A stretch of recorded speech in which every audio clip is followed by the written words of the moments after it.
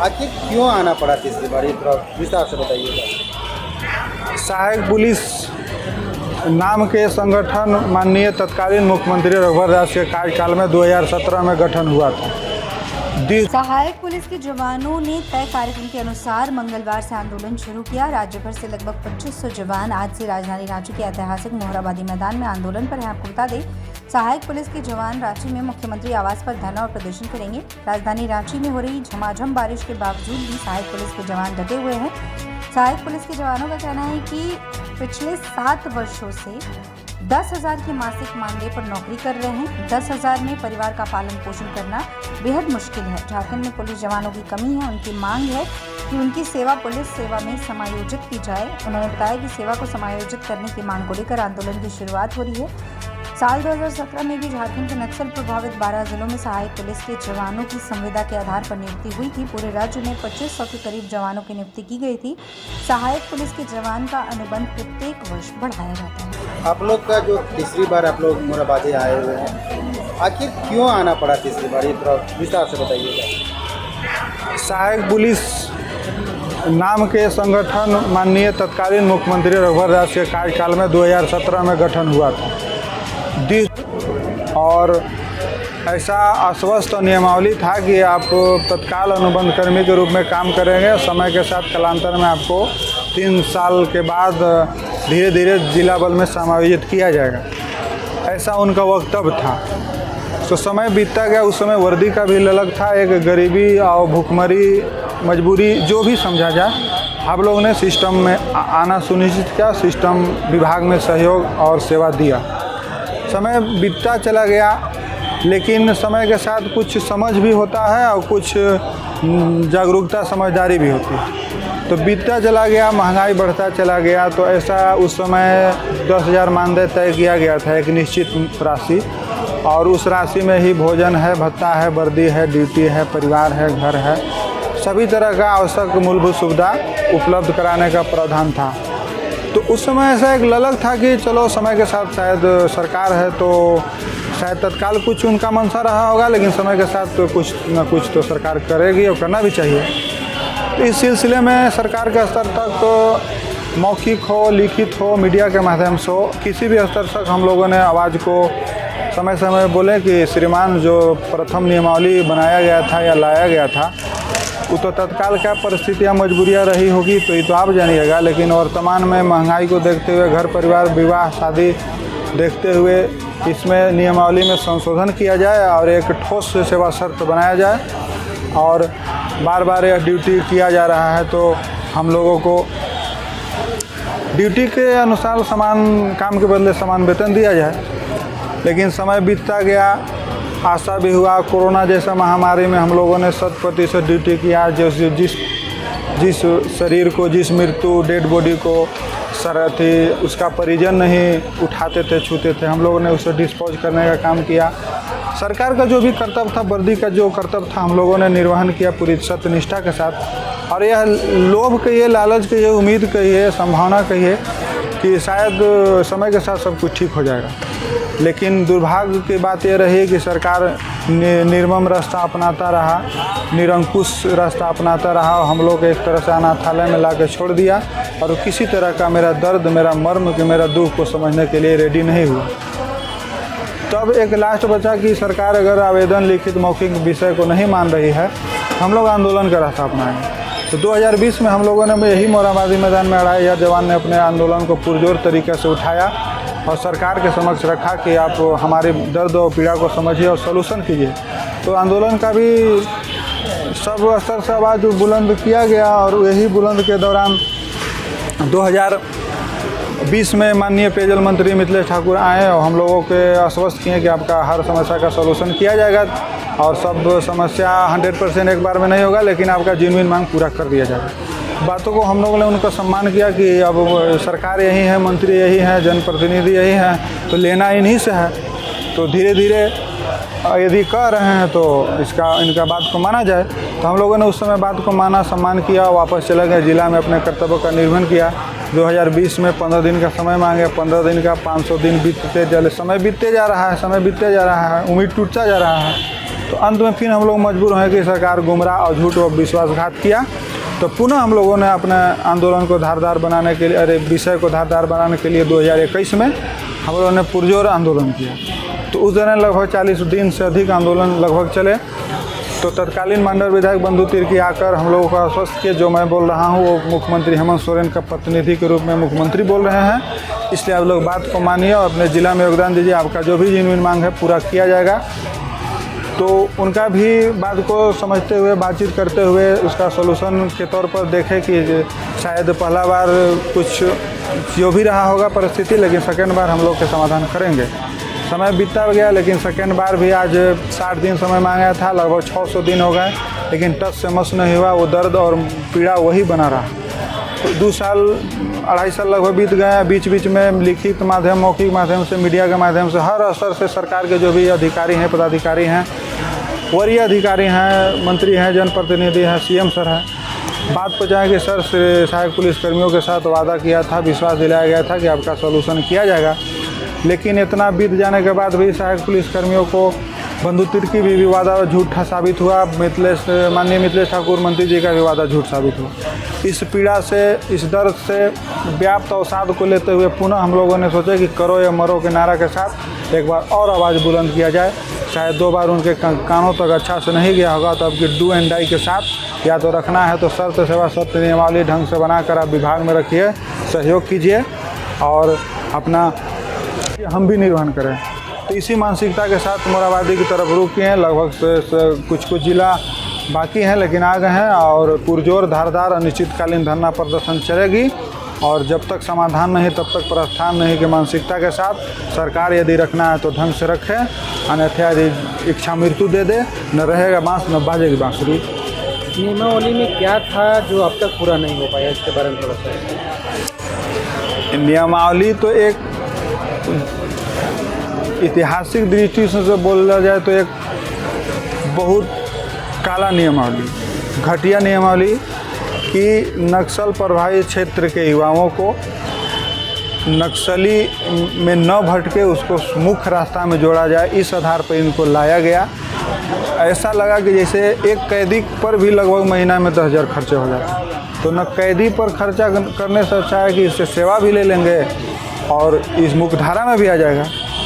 तो इस नियमावली में बना करके लाया गया और ऐसा जिक्र था कि समय के साथ कुछ हमारे पक्ष में भी था, कुछ सरकार भी अपने पक्ष में। वो नियमावली बना रहा है तो कुछ बना सकता है, वो तो पावर सत्ता के खेल है। तो हम लोग यही उम्मीद था कि शायद अभी जो भी तत्काल में नियमावली बनाया गया है, समय के साथ दर्द को ऐसा थोड़ी है कि आदमी मानवीयता तो कुछ होगा, लेकिन सपना समय सब अंधेरा होता चला गया और कुछ अब तक हुआ नहीं।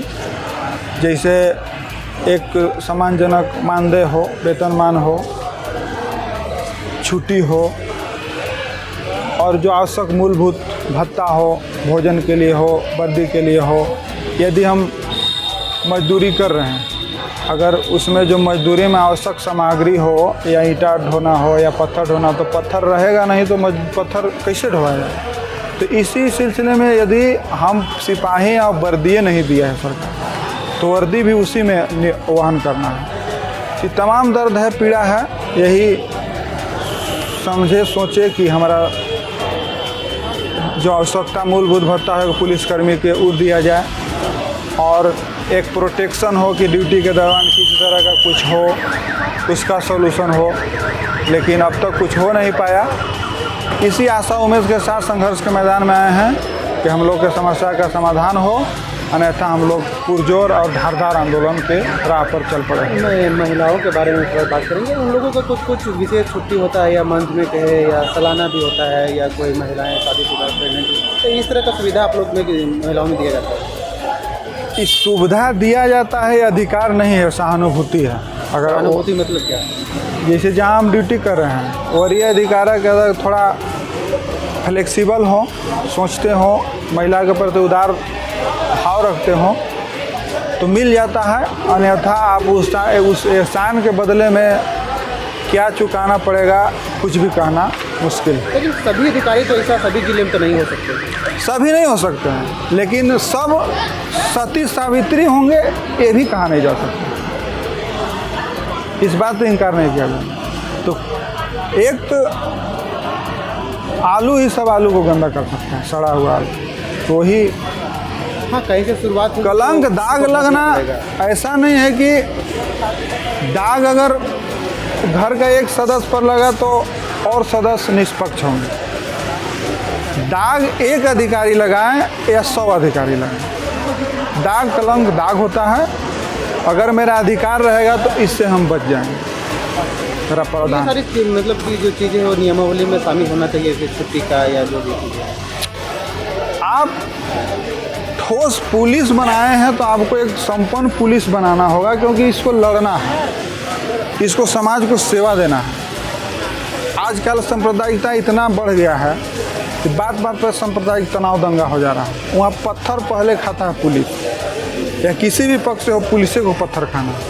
तो आप हमको एक असहाय पुलिस बनाकर भेज दे रहे हैं, तो हम उस समय किस मेंटलिटी से लड़ाई लड़ेंगे? मेरे पास ताकत रहेगा तब ना हम भी वहाँ आपका 100% देंगे। तो उस समय दुविधा में रहेंगे कि मरे कि मारें, हम खुद मर जाएं कि मार दें।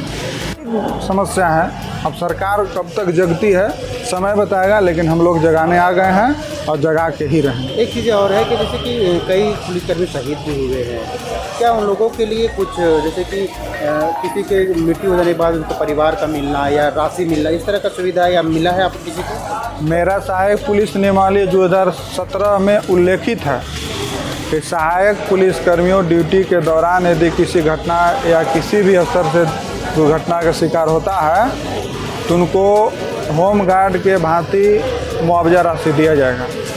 50,000 से अधिक का लगभग मेडिक्लेम दिया जाएगा। लेकिन यह दुर्भाग्य और बहुत घोर असंवेदनहीनता है कि जो प्रावधान राशि के बावजूद भी 12 जिला के पुलिस अधीक्षक हमारा दर्द और मर्म को समझने नहीं आए, न समझ रहे हैं। अब 12 जिला में लगभग 12 से 15 जवान अब तक मृत्यु या शहीद जो भी शब्द बोलिए हो गया है, लेकिन उल्लेखित नियमावली के बावजूद भी आज तक उनको न 1 रुपये के आर्थिक सहायता मिला, न विभागीय स्तर से किसी तरह का सहयोग मिला। यहाँ तक कि सभी पुलिस अधीक्षक को बीमा कराने का उसमें आदेशित किया गया है कि सभी सहायक पुलिसकर्मियों को पुलिस अधीक्षक बीमा कराएंगे, उस प्रीमियम का भुगतान सरकार करेगी। लेकिन 12 जिला में ऐसा लापरवाही, ऐसा निर्ममता, ऐसा घोर संवेदनहीनता का परिचय है कि अब तक इन लोग का बीमा नहीं करवाया गया है। इसलिए पहले तो कार्रवाई 17 से 2024 तक जितने भी पुलिस अधीक्षक हैं उनको भी होना चाहिए कि इनका प्रीमियम क्यों नहीं हुआ, लेकिन कोई सुनने वाला नहीं है। अंधेरी नगरी चौपट राजोला हिसाब किताब। इस बार क्या आंदोलन इसी तरह चलता रहेगा कि लास्ट रहेगी?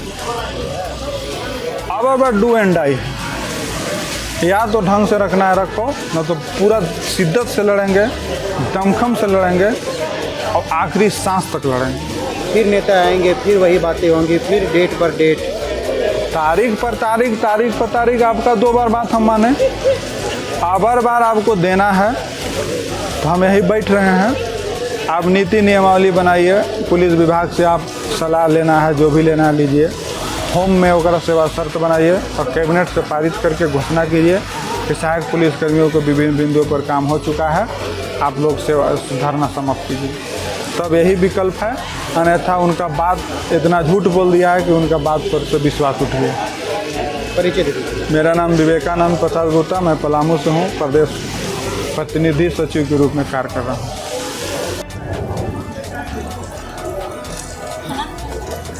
ये बताइए कि आप एक्चुअली आप कहाँ अभी ड्यूटी कर रहे हैं, क्या मामला है जो आप लोगों को तीसरा बार अभी आना पड़ा मोराबादी? हम सभी भाई बंधु चतरा जिला से हैं। चतरा जिला सहायक पुलिस बल से हम सभी 250 जवान हैं और हम लोग को ये तीसरी बार आंदोलन करने आना पड़ रहा है, क्योंकि ये तीसरी बार ऐसा है कि हम लोगों को छला गया है सरकार के द्वारा। हम अपनी विभिन्न मांगों के लिए यहाँ पर 3 बार अपना धरना प्रदर्शन कर चुके हैं, लेकिन अभी तक किसी भी तरह का कोई भी कार्रवाई हम लोग के प्रति किया नहीं जा रहा है। यही कारण है कि हम लोग को इस बार भी धरना दिया जा रहा है। क्या क्या मांगे हैं आप लोगों की? मांग की तो सूची बहुत अधिक है, लेकिन फिर भी सबसे ज़्यादा जो हम लोग के लिए सबसे अत्यधिक ज़रूरी है, जो कि हम लोग अभी विगत 7 वर्षों से करते आ रहे हैं कार्य, वेतन। क्योंकि वेतन इतना बड़ा मुद्दा है कि हम लोग का इस शुरुआती दौर से 10,000 वेतन पर हम लोग कार्य कर रहे थे। आज महंगाई के दौर पर हम लोग इतने साल तक अभी कार्य कर चुके हैं, लेकिन इसमें 1% भी कभी भी किसी प्रकार का कोई भी वेतन वृद्धि नहीं हुआ है, जिसके कारण हम लोग को बहुत सारी समस्याओं का सामना करना पड़ता है। वेतन वृद्धि हमारी मांग के लिए सर्वोपरि है, और उसके बाद है हम लोगों का अस्थायी होना। क्योंकि ये तो सरकार द्वारा पहले भी कहा जा चुका था कि आप अपने कार्य में अगर 2 वर्ष में लगातार अपने कार्य में निपुण रहे, अच्छे रहे, अच्छा आपका आचरण रहा, जो भी है, तब आप लोगों को ये अस्थायी कर दिया जाएगा। लेकिन हम लोग को बस आश्वासन देकर सिर्फ चला गया है, किसी प्रकार का कोई कार्य नहीं दिया गया है। और फिर जो भी हम लोग को वेतन भत्ता, जिस तरह की ज़रूरी समस्याएं, मतलब ज़रूरी आवश्यकताएं होती हैं, किसी प्रकार कोई भी हम लोग को लाभ नहीं मिला है। मुझे आवश्यकता है कि जैसे कि आप लोग महिला हैं, महिलाओं की एक छुट्टी भी होती है, तो वो सारी चीज़ें आप लोग के हैं? नहीं, हम लोग को किसी प्रकार की कोई छुट्टी नहीं मिलती है। सिर्फ 10,000 मासिक वेतन के तौर पर 24 घंटे हम लोग को कार्य लिया जाता है। आप मैरिड भी हैं, अच्छा घर से क्या बोला जाता है कि अब इतना आंदोलन में जा रहे हैं, किस तरह की बातें घर में होती हैं? जिस तरह की हम लोग महिलाएं हैं, महिलाओं के लिए तो इतना ज़्यादा दबाव है, हम लोग सिर्फ दबाव में आकर यहाँ पर रहते हैं। इसलिए क्योंकि जब हम लोग 10,000 पर सिर्फ कार्य करने घर से भी निकल रहे हैं, तो वो तो सबसे बड़ी हम लोग के लिए मतलब चुनौती रहती है। और प्लस अभी जब हम लोग चतरा जिला छोड़कर यहाँ पर इस धरना स्थल पर पहुँचे हैं, वो सबसे ज़्यादा हम लोग के लिए दिक्कत होता है। क्योंकि वहाँ तो रहते कम से कम किसी तरह से हम लोग मतलब पहुँच जाते हैं परिवार के पास, लेकिन अब सब कुछ छोड़ के जब यहाँ आए हैं, पारिवारिक दबाव बहुत ज़्यादा रहता है। प्लस हम लोग अपने बच्चों को भी छोड़ कर आते हैं। तो किस तरह का दबाव, जैसे कि और सारी महिलाएं भी हैं, तो क्या फेस करना पड़ता है इस तरह? यही फेस करना पड़ता है कि आप इतने वर्षों से है 10,000 में कार्य कर रहे हैं, 24 घंटा आप घर परिवार को छोड़कर, उससे ज़्यादा तो आप घर पे भी कार्य कर सकते हैं। अगर हम लोग आर्थिक सहयोग दे रहे हैं, तो आर्थिक सहयोग ऐसा होना चाहिए कि कुछ परिवार के लिए भी कर सके, बच्चों के लिए भी कर सके और अपने लिए भी कर सके। लेकिन 10,000 ऐसा है कि पहले हम लोग की अपनी पूर्ति के लिए कम से कम 3-4 हज़ार हम लोग को मासिक चाहिए, और प्लस बच्चे और परिवार की तरफ से हम लोग उतना पूर्ति नहीं कर पाते। तो इस कार्य में रहना न रहना हम लोग के लिए बराबर होता है, खासकर महिलाओं के लिए। आप लोग को तीसरा बार है, कई बार सरकार भी आए, प्रतिनिधि भी आए, डेट मिलता जा रहा है, तो क्या इस बार भी मिलने से क्या आप लोग क्या निर्णय लेंगे? ये तो हम लोग को पूरी तरह से पता है कि सरकार हर साल हर बार हम लोग के साथ छल किए, इस बार भी छल करेंगे। लेकिन फिर भी यही हम लोग का विश्वास रहेगा कि करो या मरो। अब जब सरकार हम लोग से छल करके हम लोग को इस तरह से धोखा देने की ठान ही लिए है, तो हम लोगों ने भी ठान लिया है कि अब हर तरह से इस बार हम लोग को बने रहना है और डटे रहना है। क्या नाम है? खुशबू कुमारी, चतरा जिला सहायक पुलिस बल।